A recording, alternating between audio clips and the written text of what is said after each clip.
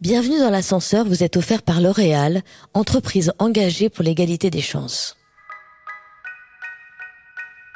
Leur réussite est remarquable et pourtant on ne parle jamais d'eux. Ces femmes et ces hommes ne sont ni top modèles, ni footballeurs, ni humoristes. Ils sont responsables des ressources humaines, chefs d'entreprise, directeurs commerciaux, entrepreneurs, avocats, médecins. Et pourtant, pour eux, c'était loin d'être gagné au départ. Tous sont issus de milieux modestes et tous ont déjoué les lois de la reproduction sociale. C'est parce qu'ils sont bien plus nombreux qu'on ne le dit, parce que leurs récits sont hyper inspirants, que je leur tends mon micro. Je m'appelle Anne-Cécile Sarfati, je suis journaliste et je travaille depuis des années sur l'égalité professionnelle et l'égalité des chances. Mon podcast, Bienvenue dans l'ascenseur, veut donner une voix à ces personnes au parcours incroyable que j'ai eu la chance de croiser. Bienvenue dans l'ascenseur. Être originaire d'un milieu social moins favorisé, je pense que m'a donné de la force. Pour moi, il n'y a pas de meilleure motivation que l'espoir que vos parents peuvent porter en nous. Mon travail a été pour moi un élément de réussite.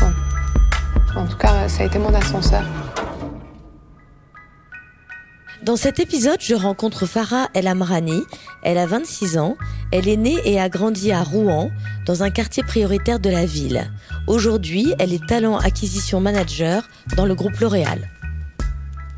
Bonjour Farah El Amrani. Alors entrons ensemble dans votre ascenseur social. Quand vous vous regardez dans le miroir aujourd'hui, qui voyez-vous ? Bonjour Anne-Cécile. Je suis Farah El Amrani, j'ai 26 ans. Je travaille au sein du groupe L'Oréal depuis maintenant 4 ans et je suis franco-marocaine. Je suis mariée depuis 2 ans maintenant à un Italo-Camerounais que j'ai rencontré dans le cadre de mes études et ça va faire pratiquement 9 ans qu'on est ensemble.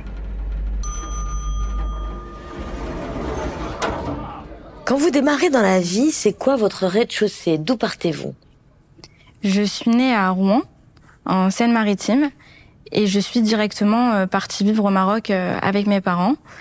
Je devais avoir 1 mois quand on est parti. J'ai grandi au Maroc pendant les 3-4 premières années de ma vie. Je suis rentrée en France pendant 2-3 ans et on est reparti au Maroc parce que ça a été assez compliqué pour mon père qui est marocain et qui a passé toute sa vie au Maroc versus ma mère qui est enfant d'immigrés. Et mon père est resté très, très attaché au Maroc. Il ne se retrouvait pas forcément en France, donc on est reparti vivre au Maroc pendant 3-4 ans avant de revenir définitivement en France tous ensemble. Et vous aviez quel âge, Farah ? Quand on est rentré en France, j'avais 12 ans. Donc à partir de 12 ans, vous avez vécu en France jusqu'à aujourd'hui. Et est-ce que vous avez des souvenirs de votre enfance au Maroc ? J'ai des souvenirs extraordinaires de mon enfance au Maroc. J'étais étudiante, j'étais à l'école française, donc j'ai côtoyé des personnes formidables.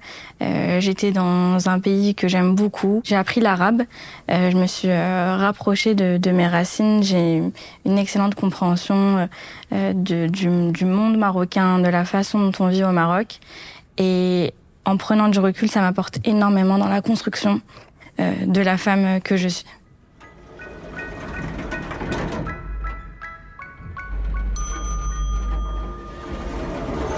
Vos parents faisaient quoi comme métier ? Donc mon père a une formation dans le ferroviaire au Maroc et quand il arrive en France, on lui a dit mais monsieur vos diplômes ça vaut rien.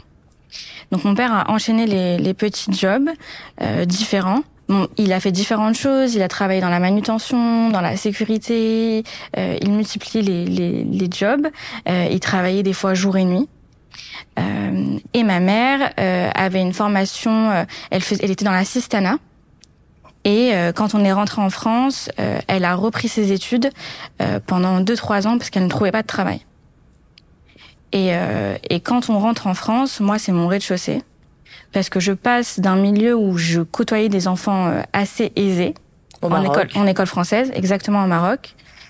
Donc des enfants d'expat, des enfants d'hommes politiques marocains, des enfants de businessmen au Maroc, à un collège en zone d'éducation prioritaire où je côtoie des des jeunes qui vivent dans des quartiers en difficulté, avec des parents au chômage pour certains, où je sens que le niveau est moins élevé que celui que je connaissais au Maroc.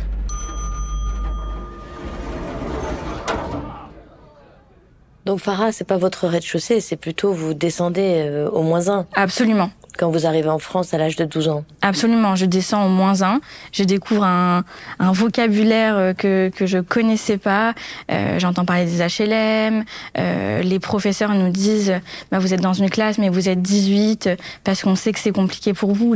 Et là, je me rends compte de ce que c'est d'être immigré en France. Going down.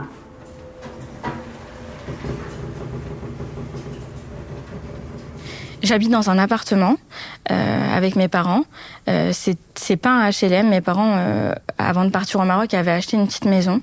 Donc ils ont pu la revendre et on a pu prendre un appartement plutôt classique.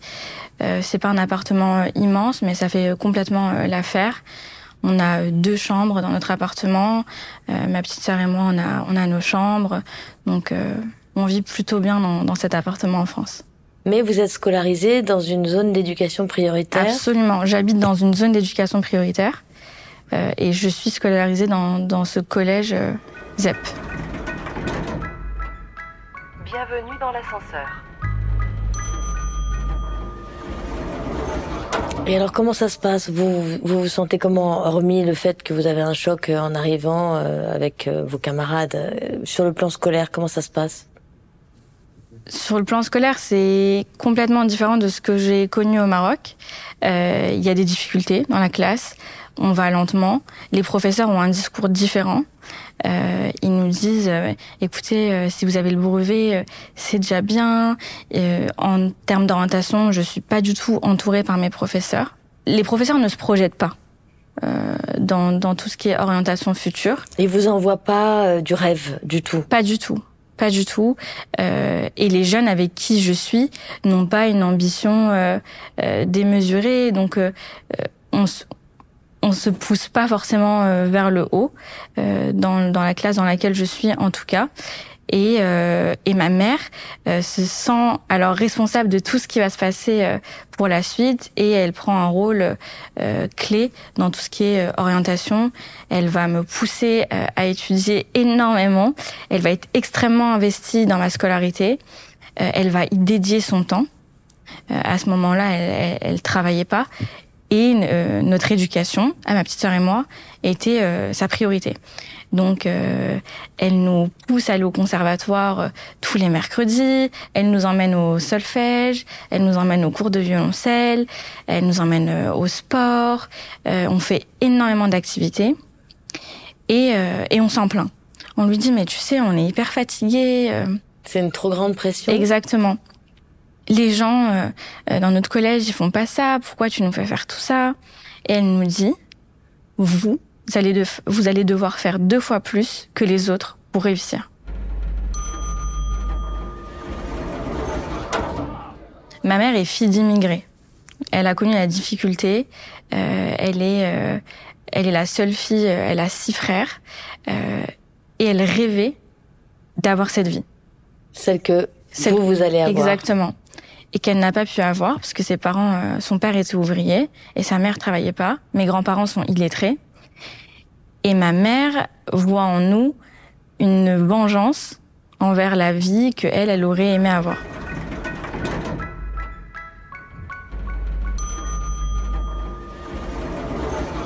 Alors du coup, pour vous, c'est une grosse pression. Vous trouvez ça difficile, cette pression à l'époque? Vous vous en plaignez auprès d'elle. Mais est-ce que, finalement, vous répondez à la pression?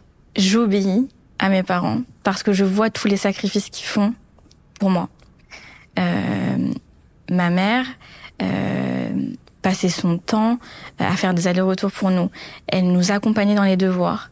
Elle cherchait sur le Bon Coin des professeurs pour nous aider à faire des devoirs de maths. Elle essayait de nous aider du mieux qu'elle pouvait aussi. Et je me dis que le moteur de ma réussite sera la fierté de mes parents. Et je me sens extrêmement responsable. Je me dis, il faut absolument que je réussisse pour les rendre fiers au vu de tout ce qu'ils sacrifient pour moi. Et les sacrifices seront encore plus grands, ont été plus grands au moment du lycée et au moment des études supérieures, où où mes parents se sont sacrifiés énormément pour pouvoir nous offrir une éducation. Bienvenue dans l'ascenseur. Donc vous êtes très bon élève, vous réussissez bien, donc ça nous emmène jusqu'au lycée. Et est-ce que le lycée est moins, défavorisé? Le lycée est toujours un lycée d'éducation prioritaire. J'arrive au lycée, j'entre en seconde, je suis plutôt bonne élève et le choix de l'orientation se présente. À l'époque, on avait le choix entre filière scientifique, économique et sociale ou littéraire. J'avais envie de me diriger vers l'économie et mes parents m'ont dit « Non, tu vas faire un bac scientifique parce que c'est ce qui va te permettre de réussir dans ta vie. » Et je leur ai dit « Mais pourquoi ?» Ils m'ont dit « Mais les gens qui réussissent sont soit ingénieurs, soit médecins, Farah. Donc c'est ce que tu vas faire. » Parce qu'ils connaissaient que ça. Pour eux, c'était la clé de la réussite. Ça a été horrible. Je les ai écoutés. Ça a été très difficile pour moi. J'avais pas énormément d'attrait pour la physique-chimie ou les sciences et j'ai dû m'y mettre. Mes parents mobilisaient des jeunes qu'ils allaient chercher dans des écoles d'ingénieurs pour m'aider parce que à ce niveau-là, ma mère ne pouvait plus nous aider, ne pouvait plus m'aider, c'était trop compliqué pour elle. C'était un niveau supérieur de ce qu'elle avait fait. Donc je tiens la barre, etc. Et je perds un peu confiance. Je me dis, c'était déjà compliqué pour moi au lycée. Je ne vais jamais réussir à faire une école d'ingénieur comme mes parents le veulent.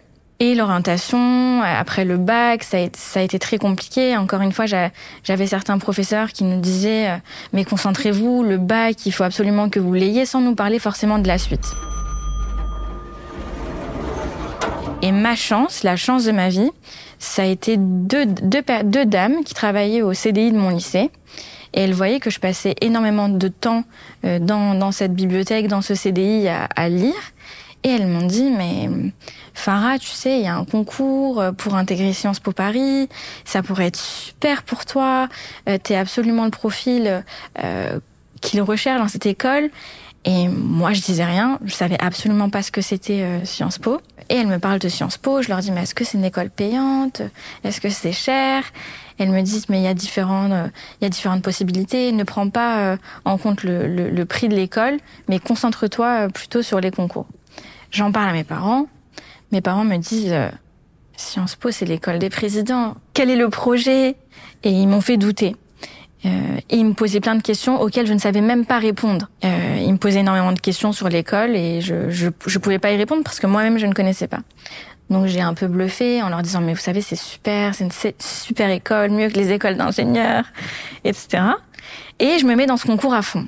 Je vis que par ce concours. Mais alors, il n'y avait pas des filières, des passerelles entre votre lycée et Sciences Po? Si, il y avait une passerelle entre mon lycée et Sciences Po. Qui s'appelle la Convention d'éducation prioritaire. Voilà. Et qui vise à former des jeunes issus des quartiers prioritaires de la ville au concours Sciences Po et à leur donner la chance d'intégrer cette école. C'est la filière que vous avez suivie? C'est la filière que j'ai suivie, tout à fait. Mais il y a quand même un concours. Et il y a quand même un concours. Il faut le dire, parce que souvent il y a des rumeurs comme quoi finalement vous y rentrez direct, mais non. Ah non, absolument pas. Il y a un concours qui est extrêmement compliqué. Et ensuite, il y a un oral d'admissibilité, puis un oral d'admission. Donc c'est un parcours en 3 étapes qui est assez lourd, qui prend 1 année de préparation. Et honnêtement, c'était ma seule option. Alors là, c'est un peu le déclic qui vous permet d'accéder au premier étage, finalement. Exactement. C'est le déclic qui me permet d'accéder au premier étage et qui me fait dire pourquoi pas toi? Pourquoi tu serais pas légitime à faire une grande école? Et petit à petit, je me penche sur le sujet, je regarde des vidéos de personnes qui étaient dans cette école et j'essaye de chercher les personnes comme moi. Et c'est tout bête, hein, mais je cherche des filles maghrébines, des filles aux cheveux bouclés, pour me dire, ok, si elles l'ont fait, peut-être que moi je peux le faire.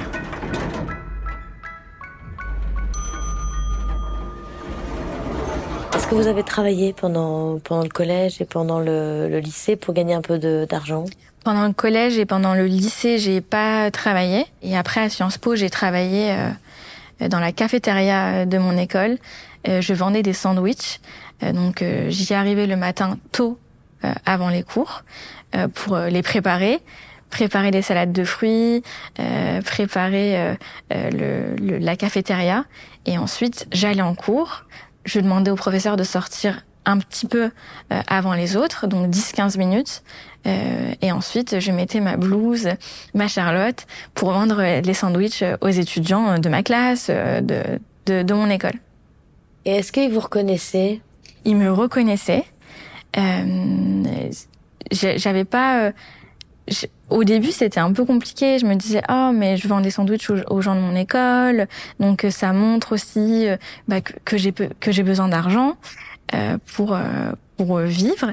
Et ensuite, ça m'a rendue plutôt fière de pouvoir jongler entre l'école et le travail. Et je me suis dit que c'était une énorme force d'arriver à concilier les deux.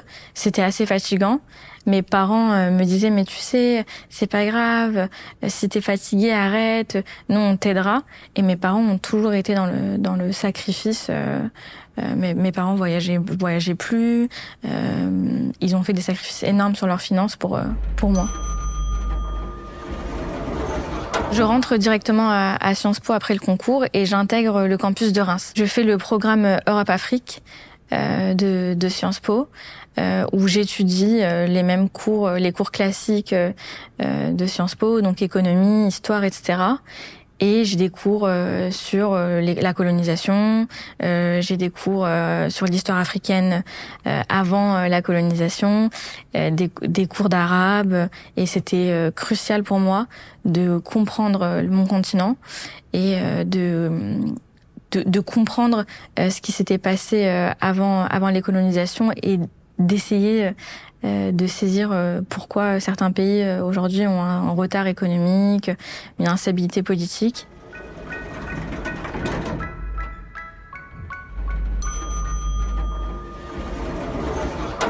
Quand vous arrivez à Sciences Po, est-ce qu'il y a un choc social? Il y a un énorme choc social. Je me rends compte que j'ai pas forcément la même culture que les personnes qui m'entourent. Je sens un retard. Je suis en classe avec des enfants qui ont vécu dans une dizaine de pays différents, qui parlent extrêmement bien l'anglais, qui passaient leur week-end dans des musées. Certains n'avaient pas la télé chez eux. Par militantisme familial. Exactement, donc ils passaient leur temps à lire et je me suis sentie très en retard. Contrairement à mon retour du Maroc où je me sentais plutôt en avance, où quand j'étais dans mon collège d'éducation prioritaire, aller au conservatoire c'était formidable, j'étais une des seules à y aller. Là, j'étais à 1000 lieues de ce que les autres vivaient. Going down. Honnêtement, je le vis mal. Je doute de ma légitimité. Le fait d'être passé par un concours différent est interprété par certaines personnes de l'établissement comme un don, un cadeau, alors que selon moi, c'est quelque chose... Je l'ai vécu d'une manière extrêmement difficile. J'ai sacrifié toute mon année de terminale. Je travaillais énormément pour avoir ce concours. Et non, je le vis pas très bien. J'essaye de me rapprocher des personnes qui me ressemblent, des personnes qui ont aussi intégré l'école par ce programme-là. Je me rapproche des Marocains, des Africains pour me dire, pour essayer de faire partie d'un groupe. Et petit à petit, j'essaye de rattraper mon retard. Donc je lis énormément, j'écoute énormément de podcasts pour me dire « Ah mais tu vas réussir à être comme eux ».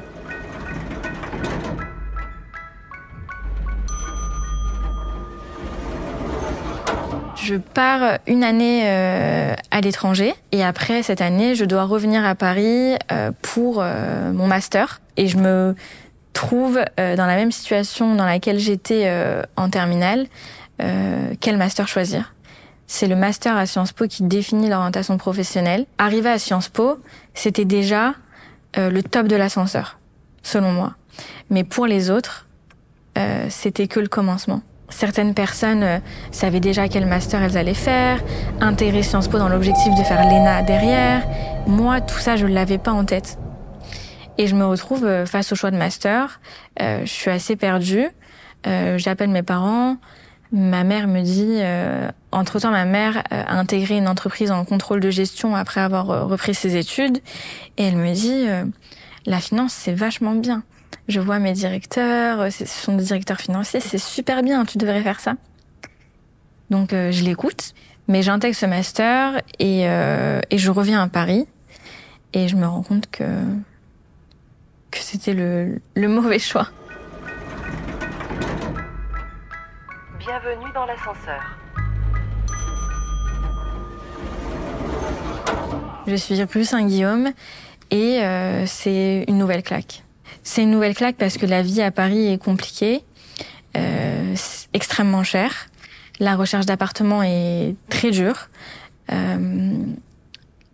Rue Saint-Guillaume, on est nombreux, rue Saint-Guillaume, et on n'a plus cet esprit familial de petites promos comme j'ai pu avoir dans le programme Europe-Afrique de Sciences Po. Et je me retrouve noyée dans une masse étudiante, un peu seule. Et là, je suis confrontée dans mon master à des personnes, encore une fois, très aisées, avec d'excellentes bases en finance, qui ont déjà pu faire des stages dans les entreprises de leurs parents, où moi, je n'avais pas grande expérience professionnelle, à part les petits jobs alimentaires que j'ai pu faire. Le logement déjà à Paris, comment ça se passe ? La recherche de logement à Paris est très compliquée.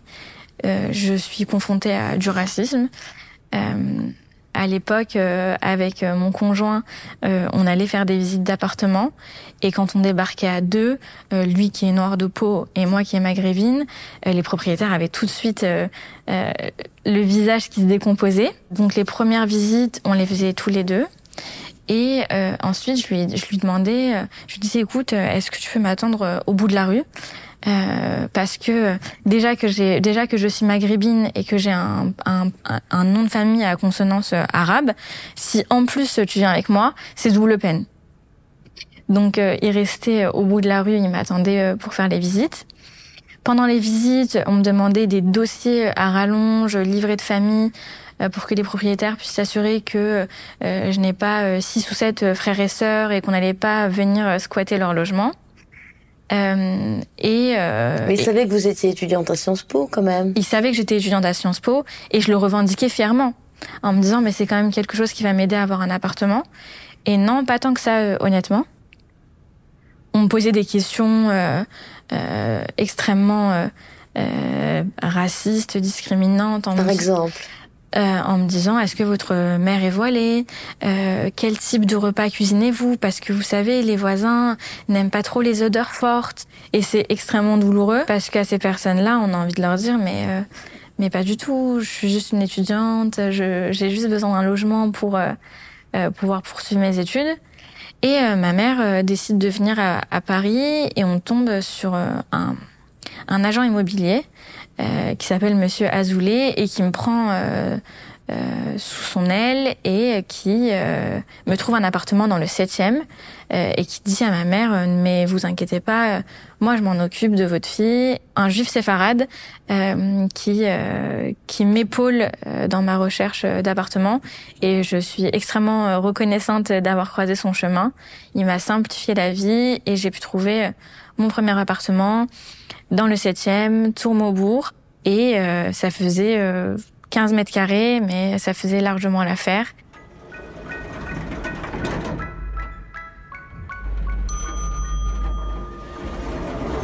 En fait, il y a dans les faits, dans les personnes qui vous aident, il y a les 2 nanas du CDI. Exactement. Il y a Monsieur Azoulay pour le logement. Exactement. Est-ce qu'il y en a d'autres, des gens qui vous ont aidé dans votre ascension ?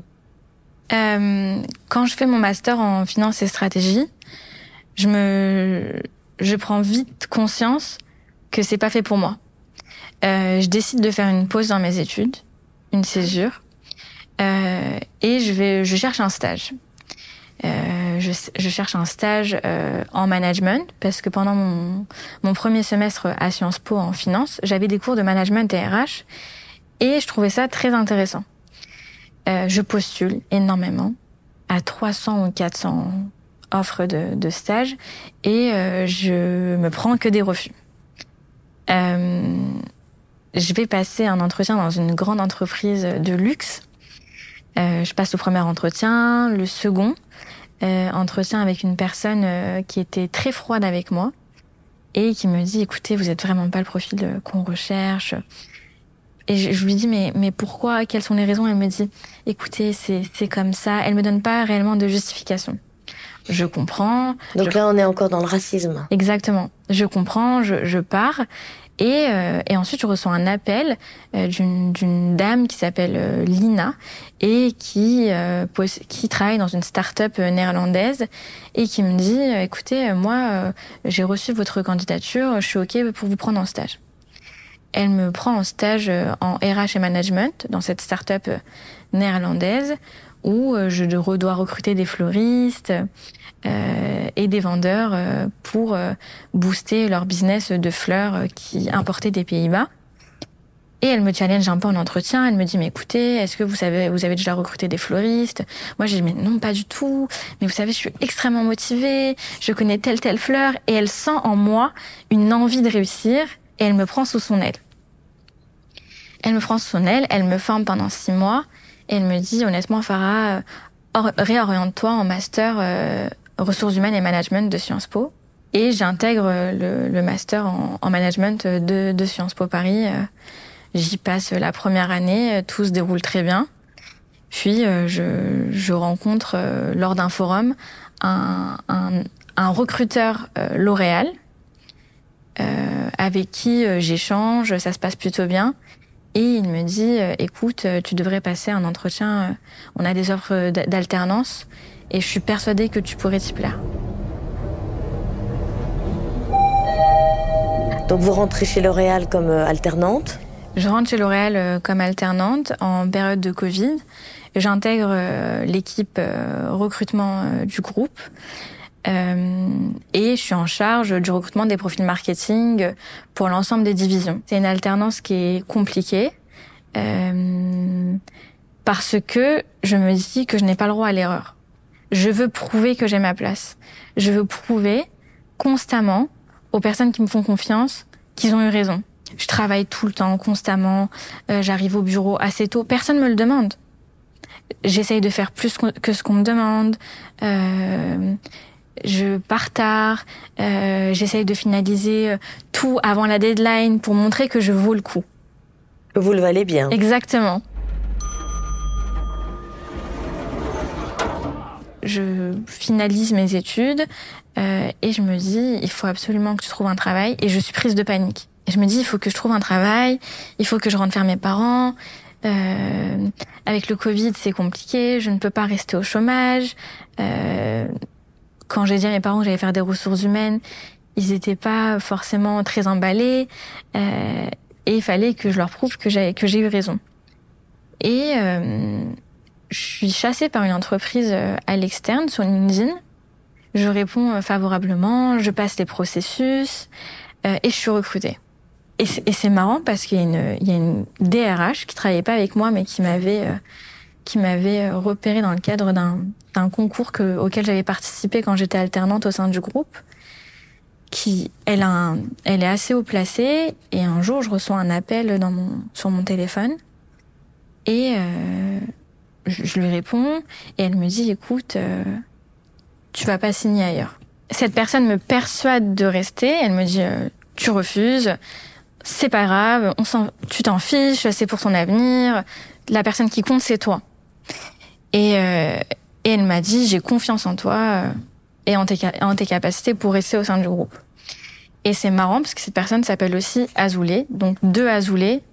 Qui se connaissent pas l'un à l'autre? Non, je ne pense pas.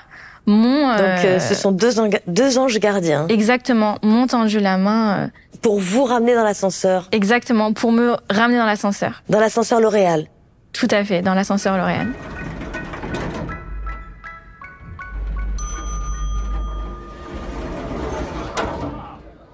Est-ce que vous avez un sentiment d'éloignement par rapport à vos parents ? Donc avec mon cercle proche, donc mes parents, ça n'a pas changé grand-chose. Avec ma grand-mère, mes grands-parents, évidemment qu'il y a un monde. Mes grands-parents sont illettrés. Quand j'ai intégré Sciences Po, ma grand-mère était contente, elle a fait un repas, mais elle savait pas forcément ce que j'allais faire. Oui. Et elle arrivait pas à saisir. Et alors, du côté de votre vie personnelle, alors vous êtes mariée très jeune quand même, Farah ? Racontez-moi. Je me suis mariée très jeune. Après, ça faisait assez longtemps qu'on était ensemble. C'est vrai, je me suis mariée assez jeune. C'était très important pour ma famille. Et culturellement parlant, c'était aussi important pour moi. Et on était sûrs de vouloir se marier. Et j'avais envie aussi de me marier pour accomplir des choses, pour qu'on achète un premier bien, pour aller un peu plus vite, quoi. Mais pour mon père, il était ça a été un petit choc culturel. C'est des cultures qui sont complètement différentes. Le Cameroun est complètement différent du Maroc. Mais mon père adore mon mari aujourd'hui, même si au début, il me disait ah bon, mais je pensais que tu allais rencontrer un Marocain, pourquoi pas un ingénieur, etc.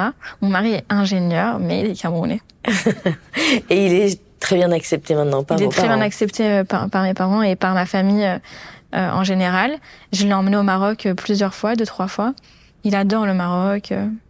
Moi, j'ai été au Cameroun plusieurs fois et ça se passe très bien. Est-ce que durant votre parcours, vous avez connu d'autres épisodes d'ascenseur émotionnel que ceux qu'on a déjà évoqués ? Syndrome de Limboen-Neve, syndrome de l'imposteur. Toujours le besoin de montrer que je vaux le coup, donc c'est aussi une charge. Et ensuite, la chose que j'ai vécue et à laquelle j'ai été confrontée, c'est le networking. En entreprise, on m'a toujours dit se faire un réseau, c'est hyper important, il faut quand même être visible. Et moi, j'ai grandi dans un environnement où mes parents m'ont toujours dit pour réussir, tu n'as besoin de personne. Parce qu'on n'avait pas de réseau. Et j'ai grandi avec ce motto tu n'as besoin de personne pour réussir, Farah, t'as besoin de personne, ton travail parlera pour toi, etc. Et c'est pas toujours le cas. Moi, j'ai énormément de mal encore avec ce networking. J'ai toujours peur que ce soit opportuniste. Et j'ai ce biais de me dire mon travail parlera pour moi-même. J'apprends à le faire. Je suis entourée de managers aussi qui m'apprennent à le faire et qui me disent que c'est OK. Et j'essaie de construire des relations avec des partenaires avec qui j'ai l'habitude de travailler, mais c'est vrai que c'est quelque chose sur lequel je travaille encore. Donc concrètement, Farah, comment on fait son réseau en entreprise ? Se faire du réseau, c'est pas opportuniste.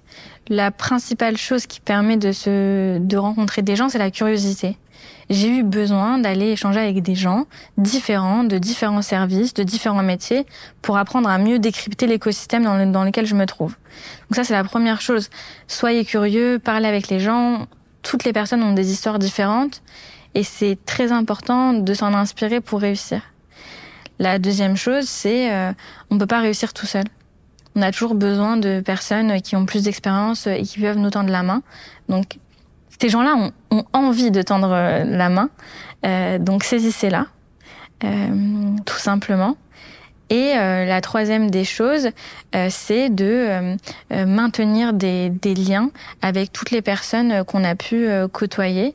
Moi, ces 2 dames du CDI, je leur parle souvent. Quand elles ont besoin d'aide pour venir parler à des jeunes, pour les booster, je réponds, je suis présente. Lina, qui m'a permis d'avoir mon premier stage, je suis constamment en relation avec elle. Elle a eu deux enfants. On continue à se parler. On se suit sur les réseaux sociaux. Donc maintenez des liens avec ces personnes-là qui vous ont aidé, parce que plus tard, peut-être que c'est vous qui allez pouvoir les aider ou même aider leurs enfants.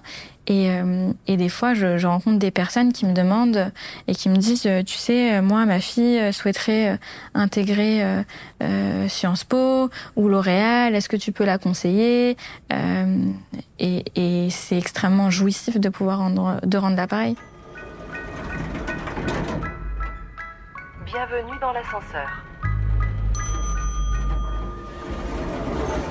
Changer d'étage, est-ce que c'est forcément s'éloigner de son milieu d'origine? Changer d'étage, c'est découvrir qu'il y a un étage supérieur. C'est découvrir que l'ascenseur est immense. Et par exemple, quand j'ai intégré le groupe L'Oréal, quand j'étais diplômée de Sciences Po, pour mes parents, j'avais atteint le sommet de l'Everest. Mais en intégrant justement ces mondes-là, je me rends compte que je suis bien loin du sommet. Et c'est constamment se remettre en question et se dire qu'est-ce que je peux faire de plus pour être au sommet.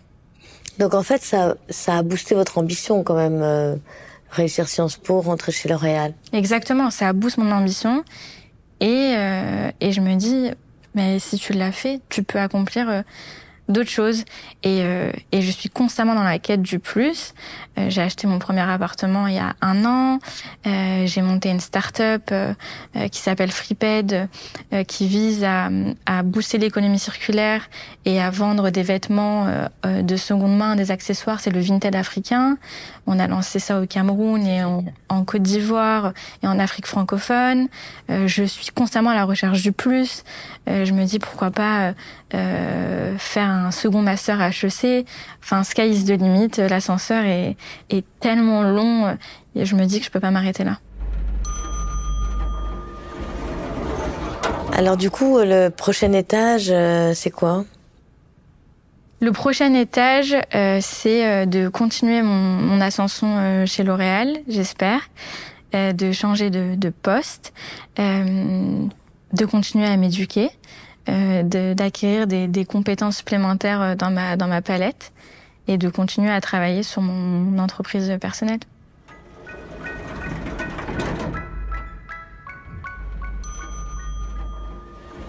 Donc quel conseil vous voudriez donner aux jeunes qui nous écoutent et qui voudraient prendre l'ascenseur social? Un conseil aux jeunes qui veulent monter dans l'ascenseur social, pas d'autocensure. Vous valez le coup, comme les autres. Vous avez sans doute une culture, une histoire différente. Mettez-la en avant. Puisez vos forces dans votre différence. Ne bafouez pas vos valeurs. Adaptez-vous au monde de l'entreprise. Adaptez-vous au code, au langage, mais gardez vos valeurs inhérentes. Et n'oubliez jamais que nous sommes des caméléons et que c'est ce qui nous permet de nous adapter à différents écosystèmes. Vous avez l'impression, Farah, que c'est plus dur aujourd'hui ou hier, l'ascenseur social en France? Honnêtement, c'est une question qui est pas facile. Je pense que je dirais que c'est un petit peu plus simple parce qu'on a quelques rôles modèles en tête, parce qu'on est, de mon côté, je suis la 3e génération d'immigrés, donc ma mère a déjà vécu la difficulté et ma facilité, la vie et l'ascension. Et après, il y a une montée des extrêmes en France, un discours de plus en plus hostile aussi à l'immigration, des difficultés économiques qui sont exprimées quelquefois sur les plateaux télé par l'immigration. Et évidemment que quand on est enfant d'immigrés, on doute de sa place en France quand on entend ces discours comme ça.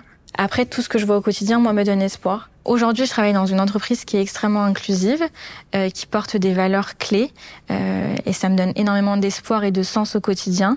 L'Oréal est très engagée sur tous les sujets de diversité, d'équité et d'inclusion, sur tous les axes, que ce soit le handicap, les origines, l'apparence physique, l'orientation sexuelle, l'égalité des genres, et c'est pas du bullshit, si je peux me permettre.